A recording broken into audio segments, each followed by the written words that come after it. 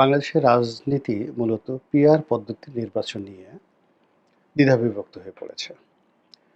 আমাদের দেশে ভোটের যে সংখ্যাতত্ত্ব রয়েছে কিংবা যেভাবে এলাকা ভিত্তিক প্রার্থী মনোনয়ন দেওয়া হয় এবং প্রতিটি নির্বাচনী এলাকায় একটি স্বতন্ত্র ব্লক তৈরি করে ওই এলাকাতে যিনি সর্বোচ্চ ভোট পেলেন বা প্রতিদ্বন্দ্বী ভোটের চাইতে ১ ভোট বেশি পেলেন, তিনি আমাদের প্রচলিত নির্বাচনী ব্যবস্থায় বিজয়ী। তো এভাবে আমরা অতীতে দেখেছি যে ৩৫%, ৩৬%, ৪১%, ৪২% ভোট পেয়ে একটি দল সরকার গঠন করে। আবার দেখা গেল মাত্র ৪০ বা ৪২% ভোট পেয়ে সংসদে ২/৩ তারা সংখ্যাগরিষ্ঠতা লাভ করে। তো সেক্ষেত্রে এখন যারা সংস্কার করতে চাচ্ছেন তাদের বক্তব্য হলো যে ভোটের বাজারে একটা ন্যূনতম স্ট্যান্ডার্ড থাকা দরকার এবং এখানে সকল পক্ষের রিপ্রেজেন্টেশন, অর্থাৎ দেখা গেল যে একজন মানুষ ভোট পেলেন তার প্রতিদ্বন্দ্বী প্রার্থীর চেয়ে মাত্র ১ ভোট কম, কিন্তু তিনি নির্বাচিত হতে পারলেন না। আর তার কারণে কি হলো, তার যারা ভোটার তারা সহ তিনি নিজে পরবর্তীতে একেবারে রাজনীতিতে অনুল্লেখ্য হয়ে পড়লেন। এজন্য পিআর পদ্ধতিতে অর্থাৎ কোনো ভোটারেরই ভোট নষ্ট হবে না। সারা বাংলাদেশের রাজনৈতিক দলগুলো ভোটে অংশগ্রহণ করবে এবং সারা বাংলাদেশে তারা যে ভোট পাবে এবং সেই ভোট একত্র করে তারপরে অন্যান্য ভোটের সঙ্গে একত্র করে একটা গড় সংখ্যা তৈরি করা হবে এবং সেই অনুযায়ী ৩০০টি যে সংসদীয় আসন বা ৪০০টি সংসদীয় আসন যেভাবে হবে আগামীতে, সেই সংসদীয় আসনে এক একটি সংসদীয় আসনের জন্য যত ভোট দরকার ঠিক সেই ন্যূনতম ভোট যারা পাবেন তারা সংসদ সদস্য পদে মনোনয়ন দিতে পারবেন, এক বা একাধিক। তো দেখা গেল যে ছোট একটি রাজনৈতিক দল সে ৫ লাখ ভোট পেল বা ৬ লাখ ভোট পেল, এখন সে ৩টি সংসদীয় আসন সে পেয়ে গেল। কিন্তু অন্য সময় হলে দেখা গেল যে ৬ লাখ তো দূরের কথা, সারা বাংলাদেশে সে যদি ৬০ লাখ ভোটও পায়, কিন্তু কোনো একটি নির্বাচন এলাকায় যদি তার সংখ্যাগরিষ্ঠতা না আসে, তাহলে সে কখনোই সেই দলটি কখনোই সংসদ সদস্য পদে তার দলীয় মনোনয়ন প্রাপ্ত লোকদেরকে পার্লামেন্টে পাঠাতে পারে না। এই গেল একটা সমস্যা। দ্বিতীয় সমস্যা হলো যে পিআর পদ্ধতিতে সমস্ত ক্ষমতা কাকে মনোনয়ন দেওয়া হবে, কী হবে ইত্যাদি আসলে পার্টির হাতে থাকে। তো সেক্ষেত্রে দেখা গেল যে স্থানীয়ভাবে মনোনয়ন যে বাণিজ্য, স্থানীয়ভাবে প্রার্থীদের মধ্যে মারামারি, হানাহানি, কাটাকাটি, এই বিভিন্ন কারণে কি হলো, একটা দলের মধ্যে যারা সত্যিকার অর্থে জ্ঞানী, গুণী, পণ্ডিত ব্যক্তি, যারা মূলত পার্লামেন্টে পার্টিকে রিপ্রেজেন্ট করতে পারে, এরকম লোকদেরকে পার্টি মনোনয়ন দিতে পারে না বা দেয় না, বা দিলেও তারা পাস করে না। যেমন ধরুন ডক্টর কামাল হোসেন। অনেকবার চেষ্টা করেছে আওয়ামী লীগ, কিন্তু তাকে পার্লামেন্টে আনা যায়নি। এ কারণে তিনি ঘুষ দিবেন না, দুর্নীতি করবেন না, মারামারি কাটাকাটি এই সমস্ত ঝুঁকি ঝামেলার মধ্যে যাবেন না। কিংবা ধরুন মাহমুদুর রহমান মান্না, কিংবা ধরুন ডক্টর রেহমান সোবহান থেকে শুরু করে বাংলাদেশে যে সকল প্রথিতযশা লোকজন রয়েছেন, যেমন মুজাহিদুল ইসলাম সেলিম, এরকম বাম ঘরানার অনেক রাজনীতিবিদ রয়েছেন যারা পার্লামেন্টে আসলে পার্লামেন্টের সম্মান বাড়ত। আবার লয়ারদের মধ্যে, মানে আইনজীবীদের মধ্যে, ডাক্তারদের মধ্যে, ইঞ্জিনিয়ারদের মধ্যে, সিভিল সার্ভেন্টদের মধ্যে অনেক যোগ্যতম লোক রয়েছে যারা পার্লামেন্টে গেলে খুব ভালো করবেন। এই যে ইতিমধ্যে আমরা গত ১০ মাসে বেশ কয়েকজন বিখ্যাত লোকজনকে আমরা পেয়েছি। যেমন ধরেন কর্নেল হাসিনুর রহমান, তিনি সেনাবাহিনীর একজন বীরুত্তম, মানে স্বাধীনতা যুদ্ধের পরে এই একজনকেই বীরুত্তম উপাধি দেওয়া হয়েছে, কর্নেল হাসিনুর রহমান। তো তার স্বাধীনচেতা মনোভাব, তার যে ব্যক্তিত্ব, তার সকল কিছুর জন্যই তিনি ইতিমধ্যে আলোচিত এবং তিনি গুমের শিকার হয়েছিলেন শেখ হাসিনার রেজিমে। এখন এই ভদ্রলোক, তাকে যদি মনোনয়ন দেয় বিএনপি, জামাত বা কোনো দল, আমাদের প্রচলিত যে ভোটিং সিস্টেম, তিনি মাঠে গিয়ে তিনি একজন বীর, মুক্তিযোদ্ধা, মানে যোদ্ধা, কিন্তু তিনি ভোটের যুদ্ধে যুদ্ধ করতে পারবেন না, কিন্তু তাকে দরকার। এখন এই যে পিআর পদ্ধতিতে যদি কোনো একটা দল এরকম কর্নেল হাসিনের মতো লোক বা যে ব্রিগেডিয়ার নাসির, যাকে ইতিমধ্যে পার্সোনা নন গ্রাটা করা হয়েছে। কথাবার্তা বলে খুব বাংলাদেশে এই মুহূর্তে বেশ জনপ্রিয়। কিংবা ওই যে বিডিআর পিলখানা হত্যাকাণ্ডে যিনি এখন কমিশন করা হয়েছে, কমিশনের প্রধান মেজর জেনারেল ফজলুর রহমান। এরকম অনেকগুলো মানুষ সামরিক ক্ষেত্রে যারা খুবই যাকে বলে নাম করেছেন, অনেক নাম করেছেন। পুলিশের মধ্যে এরকম অনেক আছে। তারপর নৌবাহিনীর মধ্যে অনেকে আছে, সিভিল সার্ভিসের মধ্যে অনেকে আছেন। যেমন ধরেন আবু আলম শহীদ খান। তা আবু আলম শহীদ খান একটা সময় জাসদ করতেন। ঢাকা বিশ্ববিদ্যালয়ে খুবই নামকরা ছাত্রনেতা ছিলেন। যাকে বলে একটা ক্যাডার। জাসদের ক্যাডার বলতে যা বুঝায়, মানে অস্ত্র চালানো, ক্যাডার রাজনীতিতে এই কাজটি তিনি একবারে সম্মুখ সারিতে তিনি করতেন ঢাকা বিশ্ববিদ্যালয়ে। আবার দেখেন সে ক্যাডারগিরি করার পরেও তার মেধা যোগ্যতা এত বেশি যে তিনি আবার বিসিএস পরীক্ষা দিয়ে তিনি পাশ করে গেছেন। পাশ করে তিনি সরকারের একেবারে সর্বোচ্চ পর্যায়ে সচিব হয়েছেন এবং বড় সচিব, এলজিআরডি সচিব হয়েছেন। এখন তিনি টেলিভিশন টক শোতে কথাবার্তা বলছেন। তারপরে যথেষ্ট আকর্ষণ রয়েছে তার। এখন এই ভদ্রলোক পার্লামেন্টে যদি আসতে চান, এমপি হতে চান, আমাদের দেশের যে প্রচলিত রাজনীতি, একটা নির্বাচন করতে ২-৩ কোটি টাকা লাগবে। তারপরে নির্বাচনী এলাকাতে ৮-১০ বছর তাকে কাজ করতে হবে। তো এটা উনি করেননি এবং হবে না। কিন্তু পিআর পদ্ধতিতে যদি জামাত চায়, বিএনপি চায়, এমনকি আওয়ামী লীগ চায় যে এরকম মানুষদেরকে তারা উচ্চ কক্ষ বা নিম্ন কক্ষ তারা যেখানে ইচ্ছা সেখানে তাদেরকে মনোনয়ন দিতে পারবে এবং সেক্ষেত্রে আমাদের দেশ এনলাইটেন হবে এবং এই যে এই সময়টাতে সাংবাদিকদের মধ্যে অনেকে খুব ভালো, ভালো কথা বলছেন, যারা ইতিমধ্যে অনেকের দৃষ্টি আকর্ষণ করেছেন। তো যা হোক, এই সব মিলিয়ে যে পিআর পদ্ধতির কথা বলা হচ্ছে, এই পিআর পদ্ধতি নিয়ে বাংলাদেশে নিদারুণ একটা উৎসাহ এবং উদ্দীপনা দেখা দিয়েছে। এবং উৎসাহ উদ্দীপনার কারণে একেবারে প্রাথমিকভাবে ধরে নেওয়া হচ্ছে যে বিএনপি মারাত্মকভাবে ক্ষতিগ্রস্ত হবে এবং অনেকে তো বলেই ফেলেছেন যে বিএনপি ৫০ থেকে ১০০টির বেশি সিট পাবে না যদি এই পিআর পদ্ধতি বাস্তবায়ন হয়। আর অন্যদিকে ছোট, ছোট রাজনৈতিক দল, সেটা এনসিপি বলেন, গণ অধিকার পরিষদ বলেন, অন্যান্য যারা আছে তারা সবাই ২টো, ৪টে, ৫টা, ২০টা, ৩০টা, ৫০টা সিটও তারা পেয়ে যেতে পারেন। এটা বলা যায় না। রাজনীতির ময়দানে হঠাৎ করে এমন একটা জোয়ার চলে আসে, গণজোয়ার চলে আসে। সেই গণজোয়ারে যে কে কখন ছিটকে পড়ে আর কে কখন যাকে বলা হয় গণজোয়ারের সম্মুখ সারিতে চলে আসে, এটা কিন্তু বলা যায় না। যেমন ধরুন আমরা এনসিপিকে নিয়ে অনেকে ঠাট্টা করি, মশকরা করি। কিন্তু আপনি ওয়ান টু ওয়ান যদি আপনি হাসনাত আব্দুল্লাহকে একটা টেবিলে বসান, তারপরে বিএনপির জামাতের একজন শীর্ষ নেতাদেরকে বসান, আপনি দেখবেন হাসনাত আব্দুল্লাহ, সার্জিস, তাসনিম জারা, তারপরে শেষে ডাক্তার তাসনুভা, এমনকি ওই যে নীলা ইসরাফিলের কথা বলা হচ্ছে। তো সেই নীলা ইসরাফিল আপনি গিয়ে দেখবেন যে তাদের সবারই যে লেখাপড়ার মান, নেতৃত্ব দেওয়ার ক্ষমতা, সাহস, শক্তি এই গত অল্প সময়ের মধ্যে তারা যে দক্ষতা অর্জন করেছে, এটা ভোটের মাঠে সবসময় যে নেতিবাচক হবে নট লাইক দ্যাট, এটা ইতিবাচকও হয়ে যেতে পারে মন মানসিকতা। এবং তরুণ ভোটাররা যারা আমাদের এখন ভোটের প্রায় অলমোস্ট 30-35% এই তরুণ ভোটাররা নিয়ন্ত্রণ করছে। তো এদের মন মানসিকতার উপর কিন্তু অনেক কিছু নির্ভর করবে। তারপরে নারী ভোটারদের মন মানসিকতার উপর অনেক কিছু নির্ভর করবে। ফলে পিআর পদ্ধতির যে নির্বাচনটা হচ্ছে সেখানে স্টার পলিটিক্স স্টার পলিটিক্স কিন্তু এখানে একটা গুরুত্বপূর্ণ বিষয়। আ কার কথা, কাদের কথায় মানুষ বেশি শুনছে, কাদের কথায় আকর্ষণ বেশি। এই সমস্ত দিক বিবেচনা করলে আপনি দেখবেন আ যে সমস্ত রাজনৈতিক দলগুলোর মধ্যেই একাধিক স্টার রয়েছে।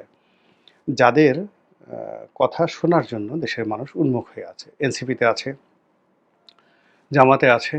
কিন্তু সেই তুলনায় বিএনপির স্টার সবচেয়ে কম। খুব একেবারে স্টার নাই বললেই চলে। আ আওয়ামী লীগের মধ্যেও কিন্তু একই সমস্যা।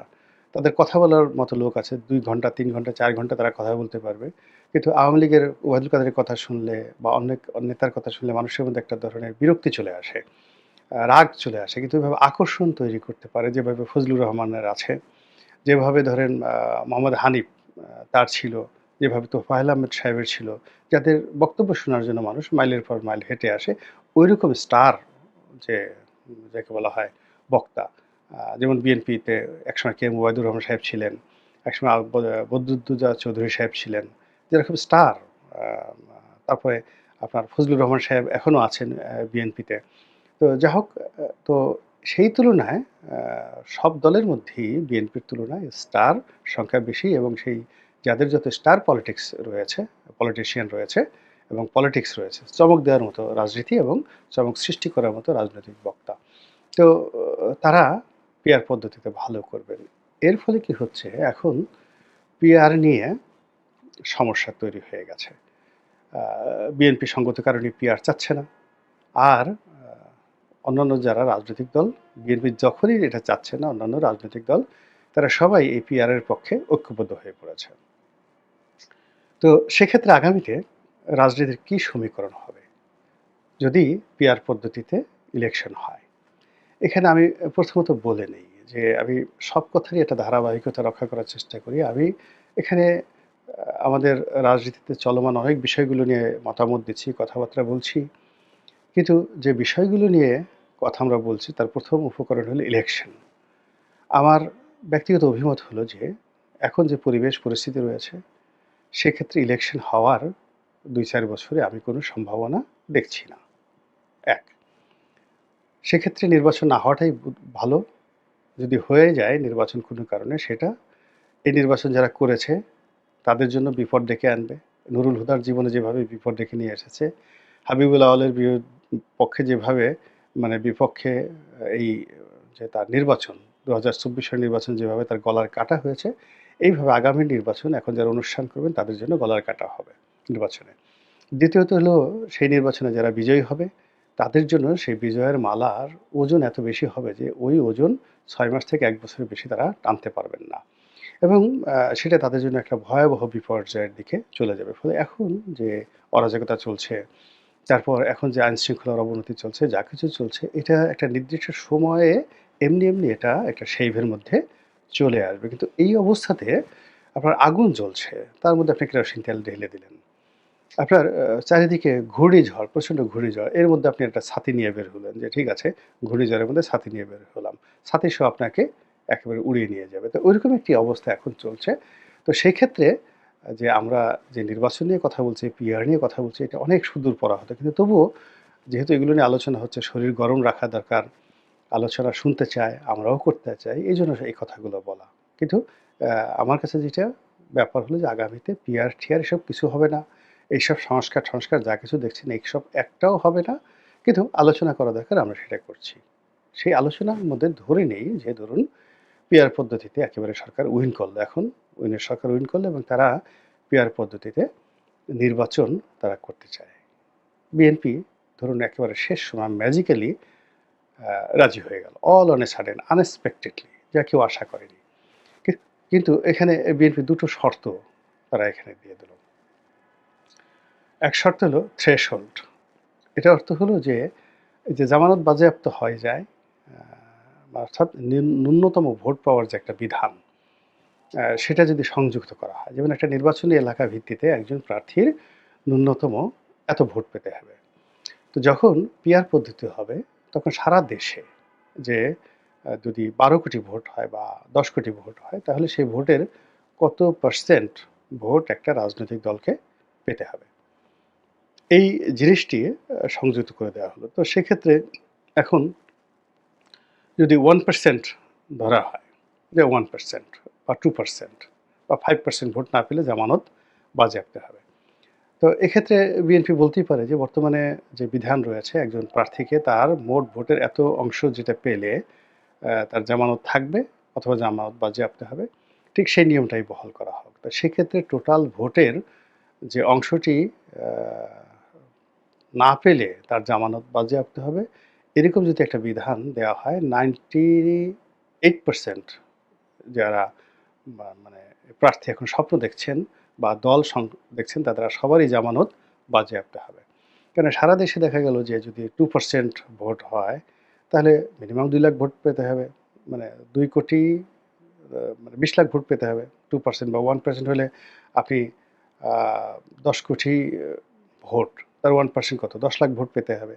তো ১০ লাখ ভোট যদি কোনো একটি রাজনৈতিক দল না পায়, তার জামানত বাজেয়াপ্ত হয়ে যাবে। সে ৯ লাখ ভোট পেলেও তার একটা সংসদ সদস্য পদ সে পাবে না। তো এই ক্ষেত্রে আপনি একটু বুকে হাত দিয়ে বলেন তো যে বাংলাদেশে কোন রাজনৈতিক দলটি আছে যে সারা বাংলাদেশে তার কথা শুনে তার আ বক্তব্য শুনে কোনো রকম সংগঠন ছাড়া টেকনাফ থেকে তেঁতুলিয়া পর্যন্ত ১০ লাখ ভোট তাদেরকে দেবে। অথবা কয়টা মানে রাজনৈতিক দল আছে যারা ৩ থেকে ৪ টি নির্বাচনী এলাকাতে টার্গেট করে তারা যদি সর্বোচ্চ চেষ্টা করে ১০ লাখ ভোট তারা পাবে। আমার কাছে মনে হচ্ছে যে ৯৮% রাজনৈতিক দল এই মুহূর্তে যারা ঘোরাফেরা করছে, তারা এই যে নির্বাচনের যে থ্রেশহোল্ড বা সর্বনিম্ন ভোট পাওয়া, এই ক্যাটেগরিতে তারা হারিয়ে যাবে। এবং এই কাজটি বিএনপি করবে খুব সুকৌশলে। নাম্বার 1। নাম্বার 2 হলো যে এখানে প্রার্থী ঘোষণা। আ প্রার্থী ঘোষণা কি আগে হবে না পরে হবে? তো এই জিনিসটিও বিএনপি খেলবে এবং বিএনপি বলবে যে, "নো, আমি আমার প্রার্থী দেব। ৩০০ আসনে আমি আমার প্রার্থী দেব।" এবং বিএনপি যেভাবে তার ৩০০ আসনে প্রার্থী দেবে, তাদের নাম তালিকা থেকে শুরু করে সবকিছু এবং সে সকল প্রার্থী তাদের যে বায়োডাটা থেকে শুরু করে সবকিছু আগে থেকে প্রমাণিত করা থাকবে এবং সেই প্রার্থীগুলো এভাবে বিকল্প থাকবে যে কোনো কারণে এই প্রার্থী যদি আ তাদের ঋণ খেলাপির কারণে বা অন্য কোনো কারণে তাদের প্রার্থিতা হারায়, তাহলে বিকল্প তাদের প্রার্থী থাকবে। তারা ২ সেট প্রার্থী করে রাখলো। ১ম সেটে ৩০০, দ্বিতীয় সেটে ১৫০ যদি কোনো কারণে বাদ পড়ে যায়।